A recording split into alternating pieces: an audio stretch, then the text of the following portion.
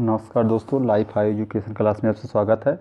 आज जो मैं कहानी लेके आया हूँ पूस की रात कहानी है, जो प्रेमचंद जी द्वारा लिखा गया है। चलो शुरुआत कर देते हैं। फिर पूस की रात। हल्कू ने आकर स्त्री से कहा, सहना आया है, लाओ जो रुपए रखे हैं उसे दे दो, किसी तरह गला तो छूटे।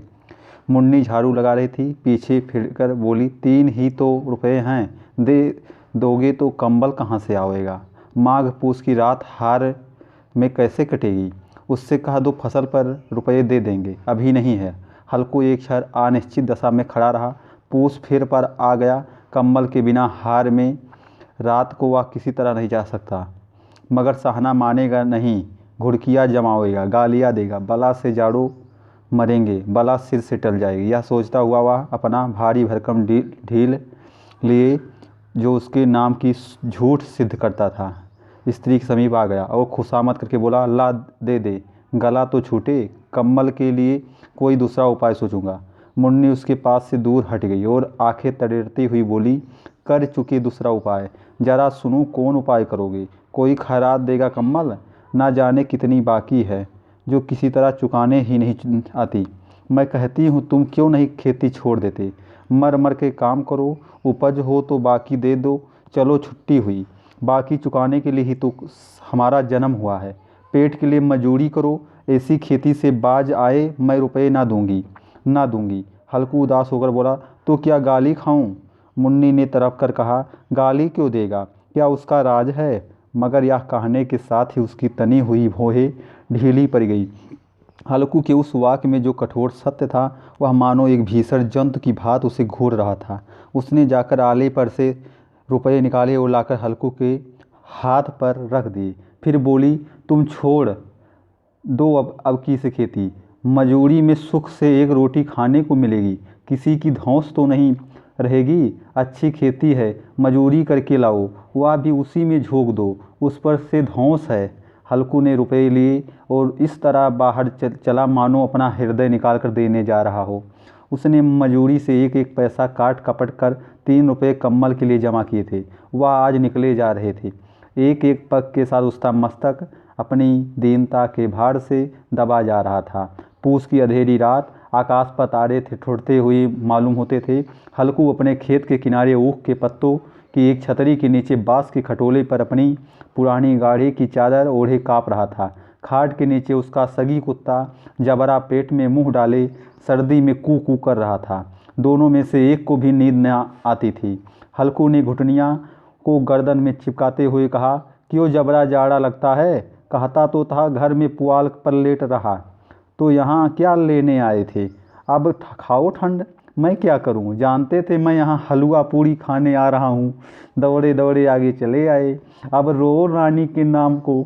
जबरा ने पड़े पड़े दुम हिलाए और अपनी कू कू को दीर्घ बनाता हुआ एक बार जम्हाई लेकर चुपचाप हो गया। उसकी स्वान बुद्धि ने शायद ताड़ लिया कि स्वामी को मेरी कू कू से नींद नहीं आ रही है। हल्कू ने हाथ निकालकर जबरा की ठंडी पीठ सहलाते हुए कहा, कल से मत आना मेरे साथ, नहीं तो ठंडे हो जाओगे। यार राड़ पछुआ ना जाने कहाँ से बर्फ़ लिए आ रही है। उठो फिर एक चिलम भरूं, किसी तरह रात तो कटे। 8 चिलम तो पी चुका हूँ।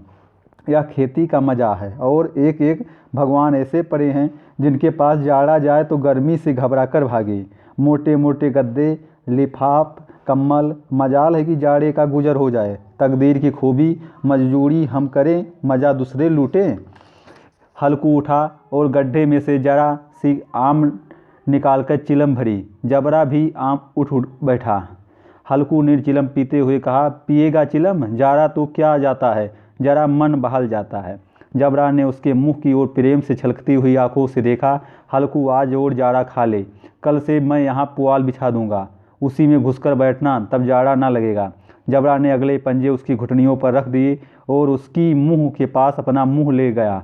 हल्कू को उसकी गर्म सांस लगी। चिलम पीकर हल्कू फिर लेटा और निश्चय करके लेटा कि चाहे कुछ हो अब की सो जाऊंगा। पर एक ही क्षण में उसके हृदय में कंपन होने लगी। कभी इस करवट लेटता, कभी उस करवट पर। जाड़ा किसी पिशाच की भांति उसकी छाती को दबाए हुए था। जब किसी तरह ना रह गया तो उसने जबड़ा को धीरे से उठाया और उसके सिर को थपथपाकर उसे अपनी गोद में सुला लिया। कुत्ते की देह से जाने कैसी दुर्गंध आ रही थी, पर वह उसे अपनी गोद में चिमटाए हुए ऐसे सुख का अनुभव कर रहा था जो इधर महीनों से उसे ना मिला था। जबरा शायद समझ रहा था कि वह स्वर्ग यही है, और हल्कू का पवित्र आत्मा में तो उस कुत्ते के परत घृणा की गंध तक न थी। अपने किसी अभिन्न मित्र या भाई को भी वह इतनी तत्परता से गले लगाता था। वह अपनी दीनता से आहत न था जिसने आज उसे इस दशा को पहुंचा दिया। नहीं इस अनोखी मैत्री ने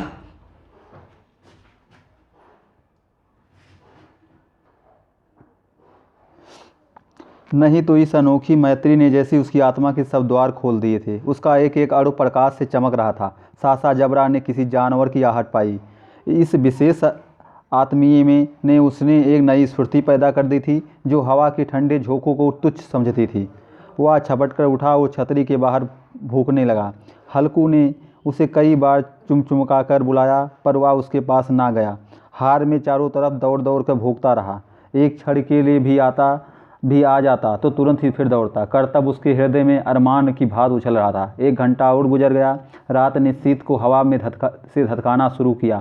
हल्कू उठ बैठा और दोनों घुटनों को छाती से मिलाकर सिर को उसमें छिपा लिया। फिर भी ठंड कम ना हुई। ऐसा जान पड़ता था कि सारा रक्त जम गया है। धमनिया में रक्त की जगह हिम बह रहा है। उसने झुककर आकाश की ओर देखा। अभी कितने रात बाकी हैं। सप्तऋषि अभी आकाश में आधे भी नहीं चढ़े हैं। ऊपर आ जाएंगे तभी कहीं सवेरा होगा। अभी पहाड़ से ऊपर रात है। हल्कू के खेत से कोई एक गोली के टप्पे पर आमों का बाग था। पतझड़ शुरू हो गई थी। बाग में पत्तियों का ढेर लगा हुआ था। हल्कू ने सोचा जलकर पत्तियां बटोरूं और उन्हें जलाकर खूब तापूं। रात का कोई मुझे पत्तियां बटोरते देखे तो समझे कोई भूत है। कौन जाने कोई जानवर ही छिपा बैठा हो। मगर अब तो बैठे नहीं रहा जाता है। उसने पास के अरहर के खेत में जाकर कई पौधे उखाड़ लिए और उनका एक झाड़ू बनाकर हाथ में सुलगता हुआ उपला लिए बगीचे की तरफ चला। जबरा ने उसे आते देखा तो पास आया और दुम हिलाने लगा। हल्कू ने कहा अब तो नहीं रह जाता है जबरू, चलो बगीचे में पत्तियां बटोर कर तापें। ठाठे हो जाएंगे तो फिर आकर सोएंगे, अभी तो रात बहुत है। जबरा ने कू करके सहमत प्रकट की। वो आगे आगे बगीचे की ओर चला। बगीचे में खूब अंधेरा छाया हुआ था और अंधकार में निर्दय पावन पत्तियों को कुचलता हुआ चला जाता था। वृक्षों से उसकी बूंदें टप टप नीचे टपक रही थी। एकाएक एक झोंका मेहंदी के फूलों की खुशबू के लिए हुए आया। हल्कू ने कहा कैसी अच्छी महक आई है जबरू, तुम्हारी नाक में भी कुछ सुगंध आ रही है। जबरा को कहीं ज़मीन पर एक हड्डी पड़ी मिल गई थी। उसे चिचोर रहा था। हल्कू ने आग ज़मीन पर रख दी और पत्तियां बटोरने लगा। जरा देर में पत्तियां का एक ढेर लग गया था। हाथ ठिठुरे जाते थे, नंगे पांव गले जाते थे और वह पत्तियों का पहाड़ खड़ा कर रहा था। इसी अलाव में वह ठंड को जलाकर भस्म कर देगा। थोड़ी देर में अलाव जल उठा और उसकी लौ ऊपर वाले वृक्ष की पत्तियों को छू छू कर भागने लगी। उस अस्थिर प्रकाश में बगीचे के विशाल वृक्ष ऐसे मालूम होते थे मानो उस अथाह अंधकार को अपने सिरों पर संभालते हुए हों। अंधकार के उस आनंद सागर में यह प्रकाश एक नौका के समान हिलता मचलता हुआ जान पड़ता था। हल्कू अलाव के सामने बैठा आग ताप रहा था। एक क्षण में उसने दोहर उतारकर बगल में दबा ली और दोनों पांव फैला लिए मानो ठंड को ललकार रहा हो। तेरे जी में जो आए सो कर। ठंड की असीम शक्ति पर विजय पाकर वह विजय गर्व को हृदय में छिपा न सकता था। उसने जबरा से कहा क्यों जब्बर, अब ठंड नहीं लग रही है। जबरा ने कू करके मानो कहा अब क्या ठंड लगती ही रहेगी। पहले से यह उपाय ना सूझा, नहीं तो इतनी ठंड क्यों खाते। जबरा ने पूछ हिलाई। अच्छा आओ इस अलाव को कूद कर पार करें, देखो कौन निकल जाता है। अगर जल गए तो बच्चा तो मैं दवा न कराऊंगा। जबरा ने उस अग्निराज की ओर कातर नेत्रों से देखा। मुन्नी से कल न कह देना, नहीं तो लड़ाई करेगी। यह कहता हुआ वह उछला और अलाव के ऊपर से साफ निकल गया। पैरों में जरा लपट लगी पर वह कोई बात नहीं थी। जबरा आग के इर्द गिर्द घूमकर उसके पास आ खड़ा हुआ। हल्कू ने कहा चलो चलो, ये सही नहीं है, ऊपर से कूद कर आओ। वह फिर कूदा हो अलाव के इस पार से उस पार चला गया। पत्तियां जल चुकी थी। बगीचे में फिर अंधेरा छाया था। राख के नीचे कुछ कुछ आग बाकी थी जो हवा का झोंका आ जाने पर जरा जाग उठती थी, पर एक क्षण में फिर आंखें बंद कर लेती थी। हल्कू ने फिर चादर ओढ़ ली और गर्म राख के पास बैठा हुआ एक गीत गुनगुनाने लगा। उसके बदन में गर्मी आ गई थी, पर ज्यों ज्यों शीत बढ़ती जाती थी उससे आलस दबाए लेता था। जबरा जोर से भूख कर खेत की ओर भागा। हल्कू को ऐसा मालूम हुआ कि जानवरों का एक झुंड उसके खेत में आया है। शायद नील गायों का झुंड था। उनके कूदने दौड़ने की आवाज़ें साफ कान में आ रही थी, फिर भी ऐसा मालूम हो कि वह खेत में चढ़ रही हैं। उनकी जब चबाने की आवाज़ चढ़ चढ़ सुनाई देने लगी। उसने दिल में कहा, नहीं जबरा के होते हुए कोई जानवर खेत में नहीं आ सकता, नोच ही डाले। मुझे भरम हो रहा था, कहाँ अब तो कुछ नहीं सुनाई देता, मुझे भी कैसा धोखा हुआ है। उसने ज़ोर ज़ोर से आवाज़ लगाई, जबरा जबरा। जबरा भूखता रहा, उसके पास ना आया। फिर खेत के चरे जाने की आहट मिली। अब वह अपने को धोखा न दे सका, उसे अपनी जगह से हिलना जहर लग रहा था।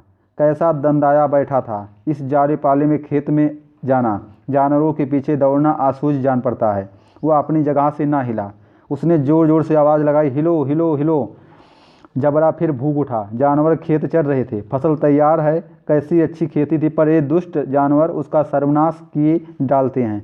हक्कू पक्का इरादा करके उठा और 2-3 कदम चला, पर एकाएक एक हवा का ऐसा ठंडा चुभने वाला बिच्छू की डंक का सा झोंका लग गया कि वह फिर बुझते हुए अलाव के पास आ बैठा और राख को कुरेदकर अपनी ठंडी देह को गरमाने लगा। जबरा अपना गला फाड़ते डालता था। नीलगाय खेती का सफाया किए जाती थी और हल्कू गर्म राख के पास शांत बैठा हुआ था। आकर्मकता से रस्सियों की भात उसे चारों तरफ से जकड़ रखा था। उसी राख के पास गर्म जमीन पर वह चादर ओढ़कर सो गया। सवेरे जब उसकी नींद खुली तब चारों तरफ धूप फैल गई थी और मुन्नी कह रही थी, क्या आज सोते ही रहोगे? तुम यहाँ आकर रम गए और उधर सारा खेत चौपट हो गया। हल्कू ने उठकर कहा, क्या तू खेत में से होकर आ रही है? मुन्नी बोली, हाँ, सारे खेत का सत्यानाश हो गया है। भला ऐसा भी कोई सोता है? तुम्हारे मरैया डालने से क्या फ़ायदा, क्या हुआ? हल्कू ने बहाना किया, मैं मरते मरते बचा हूँ, तुझे अपने खेत की ही पड़ी है। पेट में ऐसा दर्द हुआ कि मैं यही जानता हूँ। दोनों फिर खेत की डाढ़ पर आए और देखा सारा खेत रौदा पड़ा हुआ है और जबड़ा मड़ैया के नीचे चित लेटा है, मानो पराड़ ही ना हो। दोनों खेत की दशा देख रहे थे। मुन्नी के मुख पर उदासी छाई थी, पर हल्कू प्रसन्न था। मुन्नी ने चिंतित होकर कहा, अब मजूरी करके माल गुजारी भरनी पड़ेगी। हल्कू ने प्रसन्न मुख से कहा, रात की ठंडक में यहाँ सोना तो है ही, तो ना पड़ेगा। यहीं पर ये कहानी समाप्त होती है। ये कहानी यदि आप सबको अच्छा लगे तो लाइक शेयर एंड कमेंट और मेरे चैनल को जरूर सब्सक्राइब करें। Thank you.